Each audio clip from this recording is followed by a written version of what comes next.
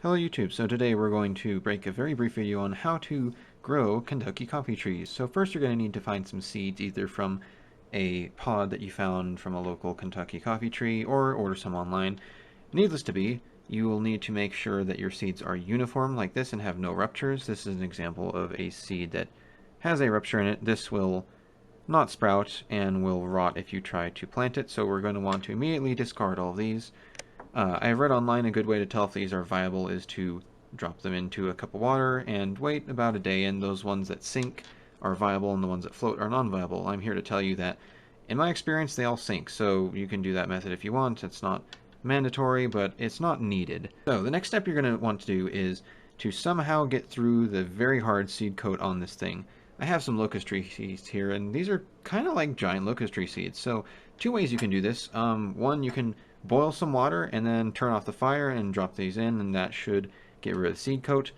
I personally don't use this method. I haven't attempted this method. I've heard mixed reviews about this method, but a very reliable way you can do to get these to sprout is to just take a file of some sorts. I have a tool steel file here, and it takes a little bit of time, a little bit of effort and some patience, but we're going to want to score or scarify this seed and just basically breach that coat so water can get in. So I have over-scarred one, and I will show you for what reason why, because you can overdo this and incidentally you can get into the seed coat too far and cause it to rot on you. So I'm going to very quickly explain the ideal amount of scratching, for lack of a better word, you want to do on these things. So it's a little bit tricky to tell with this camera, but this is an example of far too far, and the reason why I've done this is to show basically the cross section of it. You do not want to get into this lighter colored area. Here, there's a good angle.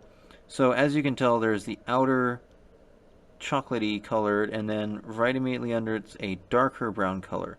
You do not need to go past that darker brown color. You only need to file it enough to get past that milk chocolate colored, for lack of a better word.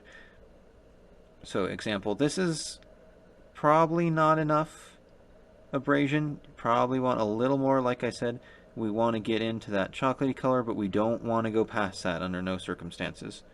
So, and what I've done in my method I use, I'll scar it, just basically a line. It doesn't have to be anything crazy, just enough so that water can get in.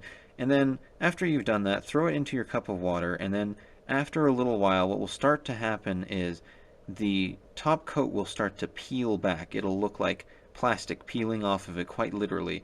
And you can leave them in there as long as you'd like. I recommend, honestly, just leaving them in there long enough to the point where they start to swell, and they will swell significantly. An example, this is about the size of my thumb. It'll probably get not close to double the size, but about halfway there, about maybe 50% larger. So, but quite a significant amount of a growth. So once those have swollen and that odd, very hard outer coating is for the most part gone, and it's fine if it's still on there, you're going to want to transplant them just into any kind of soil. So I would recommend peat moss or something like that. That's a good starter to do.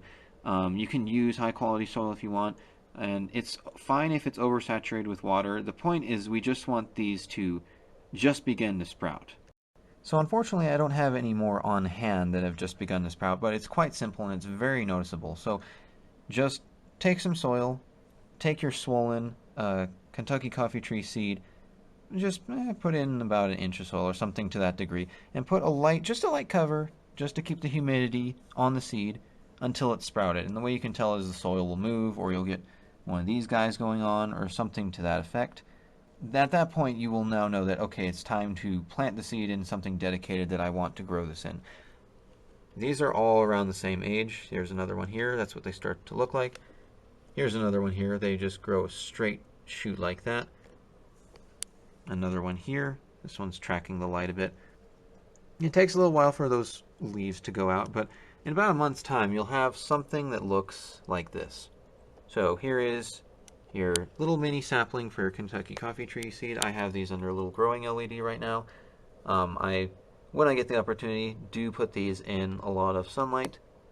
Again, you can look for care online. This video is particularly just about getting them to germinate, but that's pretty much it for now. So good luck to you guys. Be patient with you, And I will add that about, oh, I'd say about close to 50% of the seeds, don't be surprised if they don't sprout. It's not because you're doing anything wrong. I would start with at least 6.